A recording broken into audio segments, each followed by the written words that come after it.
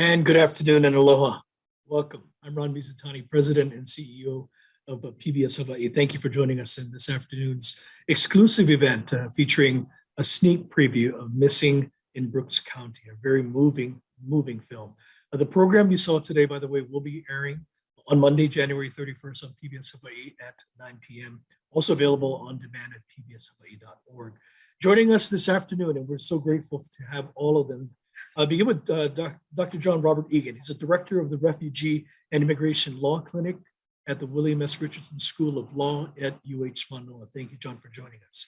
Mr. N. Young, executive director of the Pacific Gateway Center, and thank you so much for joining us as well.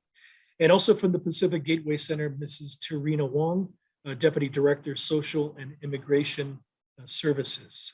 Again, Terina and John, thank you so much for joining us. We're going to get to as many questions as you can. We urge you to send in your questions and we'll get to the panel.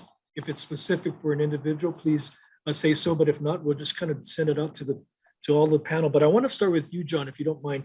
Can you set the stage for immigration in Hawaii? Where are migrants coming from here and why are they coming to Hawaii?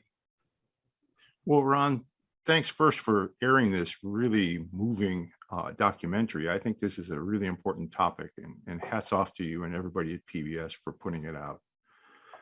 Hawaii is a unique place, and it extends to exactly the same to immigration issues. We're different from other states. We have one of the highest percentages of immigrants in our population of any state in the country. There's only 3 or 4 states with more in terms of percentage. We're at 18.5%. The national average is about 13.5%. So we're thick with immigrants here in Hawaii. That makes it a little bit more compelling when you really think about the issues that arise here, because we have a lot of immigrants. Very different, though, than from the mainland. The mainland is getting people from Latin America predominantly, also from Europe, from Africa, and also Asia, but far and away for Hawaii, our predominant immigrant flow is from the Asia Pacific, far and away. Why do they come? Most people come because they have family that are already here. And that's for our legal immigrants and the people who are coming without papers. They come because they have family here, almost always. They come for work, they come for opportunities, but the biggest draw is family. Interesting. Terina, I'll turn to you. Sure. Are those who are immigrants who live here in Hawaii, of course, they face challenges, they face discrimination. What do they face from your lens and from where you're sitting? Right. Well, I think one of the key lines from the video was Juan Marcelo Salazar's cousin, who said, "Everybody wants a better life." And this has been foundational to immigration and why people are willing to take risks and uproot their families, because for most of them, their lives have been interrupted by turmoil, by war, by conflict. So this is the reality when they come to us, to a new country, to a new community, and they confront compelling needs, and we have to be prepared with programs and with infrastructure to relieve this anguish and also to help them rebuild their lives. So, foremost is economic, social, and cultural inclusion and integration. So what does this mean? Foremost, they need to find a job, gain income, having their core needs satisfied, housing, clothing, food, children in school, wanting to understand new cultural values and norms. And of course, all of this is exacerbated by the fact that they don't have language. They don't speak English. And so that becomes critical in terms of finding a job or even very routine matters, critical to the stability of everyday lives, like, going to the doctor, taking the bus, paying bills, and just navigating systems that are really important to providing stability for an immigrant's life. So we need to be there with programs, with interventions, and we do a lot of hand-holding. And this is where the care and the compassion comes in to provide the emotional stability that they need. ESL and citizenship programs, and of course, language access. It is a federal and state law. and an immigrant right to have interpreters and translators to access services. And they need legal immigration services as well, low cost or no cost. And, I'm sure John has found this to be true, but immigrants have this need for legal immigration services, and they've been victims of scammers. Sure. Take their money. And so this is a real issue too for our immigrant population. Tarina, I thank you for that. I appreciate that. And I want to turn to you because, boy, and I spent many years in the media and guilty as charged. The media doesn't have balance in some of its reporting.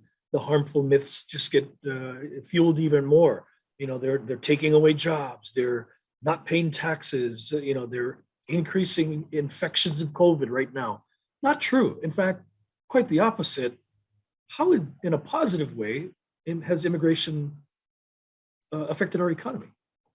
Yeah, I mean, we are the product of immigrants. Sure. All the progress we've made to this point is is immigration. I mean, I guess big five companies aside, you look at some of our most storied companies, just off the top of my head, the Woes, the Watamoles, over on the Big Island, the Taniguchis, KTA.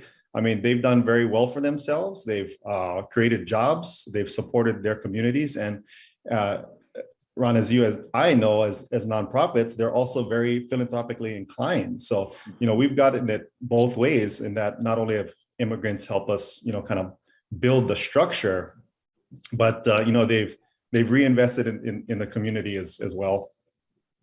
They certainly have, yeah. I mean, you and I, and literally are products of migrants. People who worked in the sugarcane fields, in the pineapple fields, to make a living, get a better life. My grandfather was 100% German, and my other grandfather was half Spanish, half Korean. So that's the melting pot, and it's all good as we look forward, isn't it? Yeah, for sure. My grandpa was I'm 6 feet. My grandpa was a 5'3" Chinese guy, and when people look at my name and then see me, there's definitely a dichotomy there. But there's so many of us like that. One of the places where you can see somebody's name and it may have little to no correlation with what Absolutely. you think they're going to be. And I think that's something we need to shed, and America needs to shed, is kind of those stigma as well. Speaking of stigma, John, I want to turn to you now, because I think there's an element of fear, racism that shape immigration policies, either at the federal level, state level, maybe even the county level. How do we balance that? And is that true, that fear and racism shape policy? Ron, that's a really sensitive topic, and some people really have a hard time incorporating the actual facts about this. But the very first immigration laws that we came to here in the US, the federal level, were race-based. They were the Chinese Exclusion Act. That's woven right into the fabric of immigration policy from the beginning, was a racialized evaluation system. Later on, they were focusing on people from Southern Europe, saying, that these people are not really the right kind of people to bring to America. We've had a long-term problem with bias against Latin Americans. So yes, that's in there. And I really believe that we do need, steps have been taken. It's not as bad as it once was, but you look at the other direction, and we had a president who tried to ban Muslims from coming to the United States based on the fact that they were Muslims. So it's alive and kicking, and we need to be vigilant, I believe, to make sure that we hold to our original ideals, that we do not discriminate based on where you come from. We want to know who you are, not where you come from. Interesting, because at the state level, Tarina, I think one of the issues that I know will be a hot topic at the LEDS this session is precisely what we're talking about, and shaping policy for our immigrants right here, including rights to access, not just medical, but language, all of the things. Share with us what's happening. No, absolutely. And, just to sort of dovetail on what John said, during the Trump administration, there was a so-called rule called public charge, and John can address this very well too, that was fraught with racism. Public charge meaning that immigrants would be denied legal permanent status because they would be deemed a public charge, or that they would receive some form of public assistance. And our immigrants pay taxes, they serve in our military, they are entrepreneurs, they create jobs. And so, they need that extra support too, just like our disenfranchised US citizens do. And so, it's really a social equity issue. John, and also, Ann, I want to ask you, immigration, this is a real broad question. How is it defined in our local community, not just our local economy, but within our local community? How would you define it then? I think, to John's point, the community perception is that, if it is a family member coming over, immigration to a large extent has become an us versus them kind of situation. And so, as a family member coming over, I think that term doesn't really apply in the minds of the folks who are sponsoring their family members. Immigration to a large extent is seen as this certain category of person. They're usually low income, they're probably criminals. They're here to, as you were saying earlier, to take jobs. There's some kind of hidden agenda there, and that's just that's just not the case. Is there an agenda? Yes, their agenda is, as Torino was saying, to look for a better life. And is that just the province of immigrants? It's not. Look how many people are out migrating from the state to go to Vegas, to go to the mainland, and they're all citizens. But that's what they're doing as well. I mean, they're just looking for a better life. So these are not problems that are specific to immigrants per se. Yeah, frustrating to watch though, John, unfold, I bet, because like I talked about earlier, the media can sometimes paint out a picture of our immigrants who are here, legal or not. All it takes is one crime, and all of a sudden this is a huge issue. When the opposite is happening, the entrepreneurs are employing folks.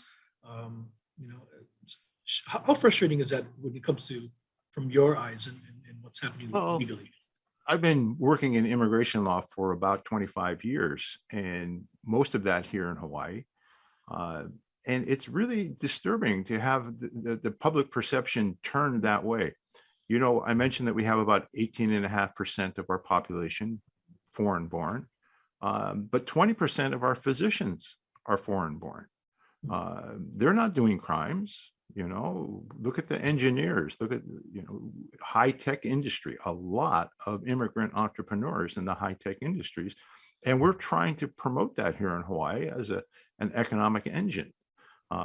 Those are not the criminal element that people are imagining. Even look at the industries that keep our state alive, like hospitality. 45 to 60% in some areas. People working in the hospitality industry are people from another country. Without those people, our economy comes to a dead stop.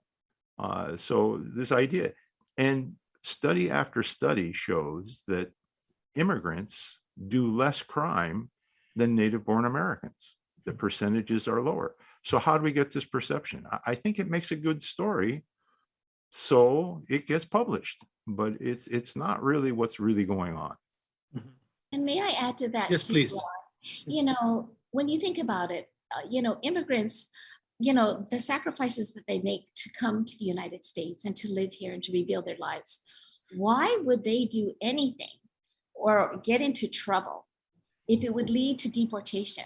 It just doesn't even make sense. Some of them are so desperate for a better life, and sadly, they'll risk so much at a young age, even to make that journey to a better life. And you've seen it firsthand. And well, so I'm from South Kona, and so yeah, I mean, over the course of my lifetime, you know, a lot of the Kona coffee farms were family run. You know, different ethnicities, all that kind of thing. Over time, you know, Tata and Nana, or you know, the old man wants to retire and the kids don't want to do it. So you know, what has become the norm? Some of them have sold out the farms. You know, people will come down, and you know, the backbone of the coffee industry, the macadamia nut industry, at least in Kona, has become Latinos, folks from primarily Central America. So you know, we were talking about the economics earlier, and you know, John brought up hospitality, but agriculture is another huge industry that is addicted, you know, to immigrant labor. And so, you know, when we want to think about, you know, the larger strategy, the larger plan for Hawaii, you know, what we're going to be in the future, how we're going to diversify our economy, you know, without even picking on a specific industry, just to John's point, if 18.5% of the people, you know, are immigrants, that's 18% of the workforce. I mean, we have to include these people, you know, immigrants. We have to include all of us in the planning and thought process for what Hawaii is going to be.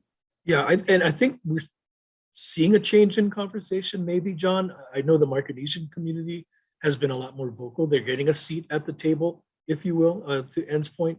And that's all positive. That's all good. That's growth. We need more of that. Yeah, absolutely. And we need to do some long-term planning, you know, and it is absolutely on the money there when he talks about some of these industries that we need. We absolutely, I mean, we think of these, you know, macadamia nuts, for example. I mean, that's iconic Hawaii industry, and it relies on immigrant labor.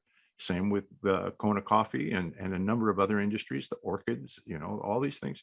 People are out there using hand labor to do that. Now, we understand, you know, you raise your family up, you put them through school, the next generation, you want them to do better than you did. And they don't want to pick coffee. They might want to be a coffee manager. They want own a coffee shop, but they don't want to go pick coffee. That's not what we need to have a source for that kind of labor. You know, you both, Ron and mentioned your family's plantation history. Well, the people who came to the plantations worked really hard, but they were rewarded. They got to stay. These days, we have immigrant labor coming in. We won't give them papers. And if we catch them, we throw them out. What's that all about? There's got to be some equity. If we're expecting these people to do our essential services, we ought to be giving them the respect of an opportunity to earn their way to stay. Tarina, I see you chomping at the bit. The reality is, though, a lot of our immigrants who are here legally, especially illegally, they're not afforded that, and some of them do get exploited. And we've seen criminal cases, very high profile, of people who have taken advantage of folks who come here to work and get a better life. How do we gain equity there? Yeah, that's a tough question. Exploitation of labor has been a recurring theme with immigration. And that's not just in the agricultural sector, that's in many other areas as well.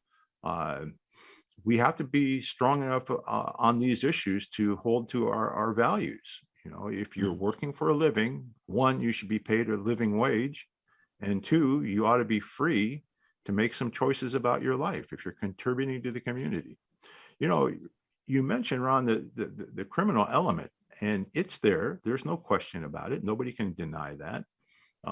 People sometimes make bad choices, but that's not the defining characteristic of immigration in Hawaii by any means. Yeah, thank you for saying that. Tarina, I want to start with you. Final thoughts for everyone around on the panel today. So, because I work every day with the immigrant population, I just want to say, you know, sometimes we have to think about how lucky we are to be US citizens and to live in this country, because there are just so many thousands of people around the world who would sacrifice anything to be able to enjoy what we enjoy as citizens of the United States.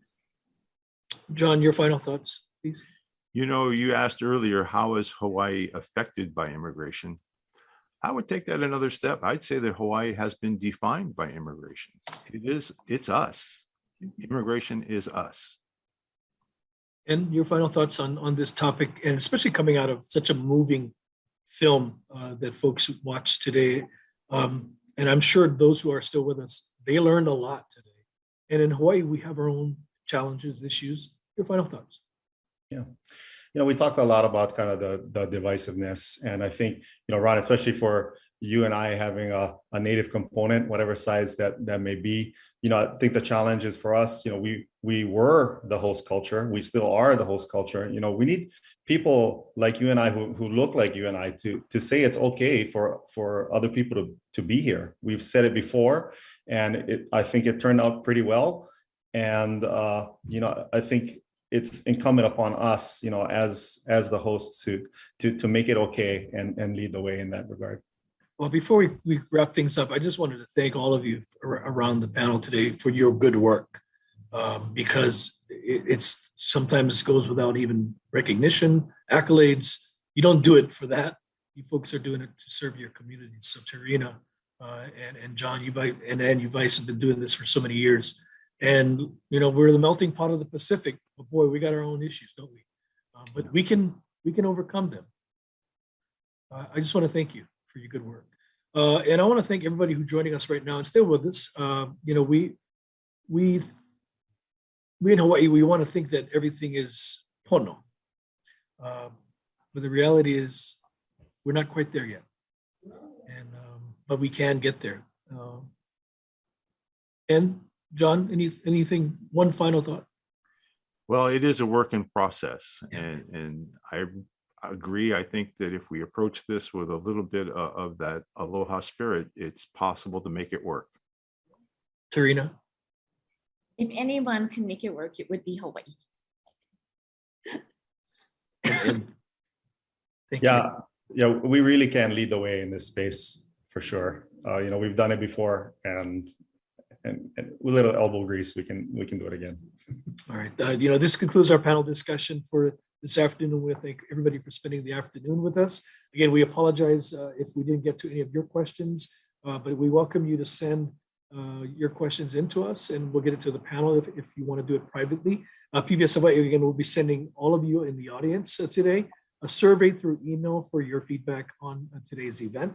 It will help us and our team to continue to improve these events. We're going to do a lot more of these screenings, such as these and other topics, and with panel discussions to follow. So if you have a moment, please fill out the feedback. It's going to go a long way for us.